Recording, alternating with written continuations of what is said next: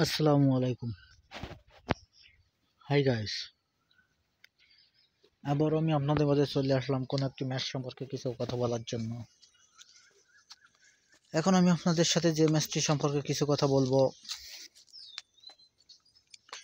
সেই ম্যাচটি হলো উয়েফা চ্যাম্পিয়ন লিগের ম্যাচ। আজকে উয়েফা চ্যাম্পিয়ন লিগের ম্যাচে যে দুটি দল পরস্পর প্রতিদ্বন্দ্বিতা করছে, একটা একটা স্পেনের ক্লাব আর একটা ইংল্যান্ডের ক্লাব। তো আজকের এই ম্যাচে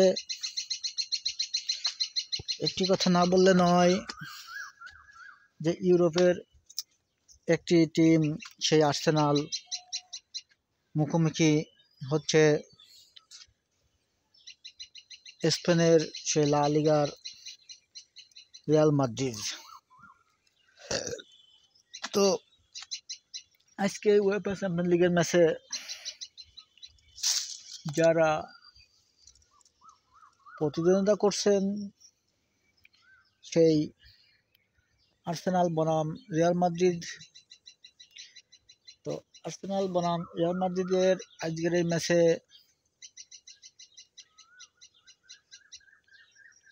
খুবই হাড্ডাহাড্ডি লড়াই হয়েছে। আজকের এই ম্যাচে অবশ্যই রিয়াল মাদ্রিদ পরাজিত হয়েছে, আর্সেনাল জয়লাভ করছে। তো দর্শক শ্রোতা ভাই বোনেরা, খেলাটি যারা দেখেছেন অবশ্যই উপভোগ করছেন।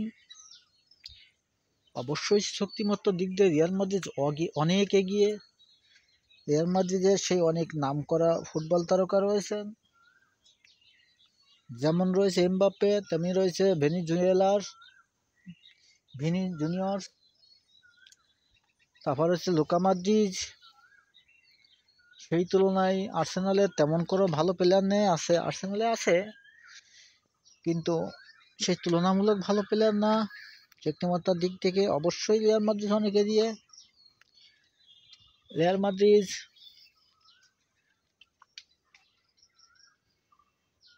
আজীবনকাল তারা সবসময় অনেক ভালো ভালো ফুটবল তাদের দলে বেরিয়ে থাকে। বিশ্বের যতগুলো ক্লাব আছে তার ভিতরে রিয়াল মাদ্রিদ অন্যতম। যত ভালো প্লেয়ার তৈরি হয়েছে তারা সবই রিয়াল মাদ্রিদের অন্তর্ভুক্ত। শুধু মেসি বাদে রোনাল্ডো বলেন, রোনাল্ডিনো বলেন, যারা হোক না কেন, কাকা যাই হোক না কেন, Ronaldo, Mbappe, Vini Junior, Luka Modric, সবাই এই রিয়াল মাদ্রিদ ক্লাবে খেলেছেন। সব থেকে একটা বড় বিষয় হলো যে বিশ্বের যত নামকরা ফুটবল তারকা আছেন তারা সবাই রিয়াল মাদ্রিদে খেলেছেন, একমাত্র মেসি ছাড়া। করিম বেনজেমা সেও খেলেছেন রিয়াল মাদ্রিদে। তো নেইমার,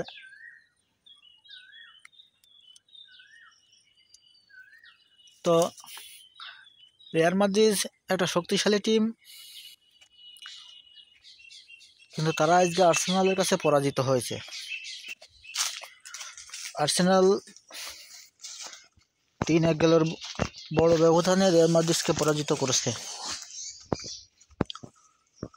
রিয়াল মাদ্রিদ নির্ধারিত 90 মিনিটে অনেক হাড্ডাহাড্ডি লড়াই করেও তারা কোনো গোল দিতে সক্ষম হন নাই, কিন্তু আর্সেনাল 3টি গোল দিতে সক্ষম হয়েছে,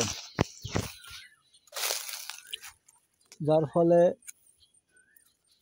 আর্সেনাল 3-1 গোলের ব্যবধানে জয়লাভ করছে।